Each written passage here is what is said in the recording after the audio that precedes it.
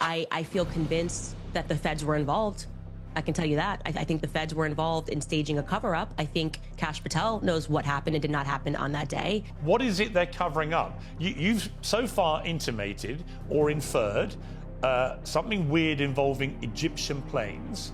So, well, you know, what's that about? You've inferred perhaps Israeli involvement in some way. You've certainly inferred a lot of Turning Point USA involvement. That's a lot of people getting involved here in the murder of Charlie Kirk potentially.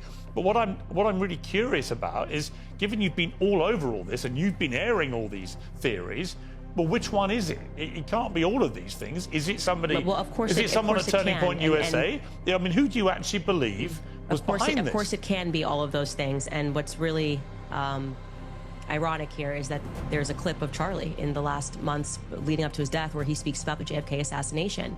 And he says that multiple countries were involved, multiple people were involved, the LBJ was involved, the feds were involved.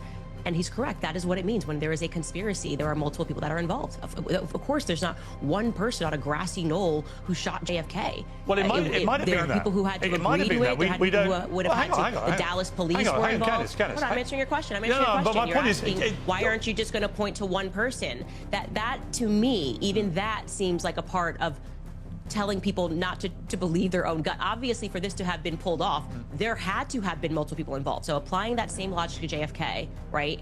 Knowing, as I do and as Charlie did believe, that LBJ was involved, which then implicates the feds as having been involved, which then implicates the Dallas police station as being involved. I believe Israel was obviously involved, that they were the ones that wanted him dead for saying that what is now AIPAC should have to register under FARA. So there's motive. There are people that have to be involved on the ground that day. There are people that have to be willing to allow the perpetrators to get away. There has to be media that's complicit, and that's what literally Operation Mockingbird was. It was established to persuade the public. Candace, here's the problem. Well, hang on. It was established. So but here's the problem with everything you're saying. In this massive cover-up. The whole reason there are still conspiracy theories about JFK's assassination is none of this is a fact. You are floating it as your theory. Because the feds are never going to admit to their own crimes. That is the reason we're still discussing it. That may be the case, but you can't prove that.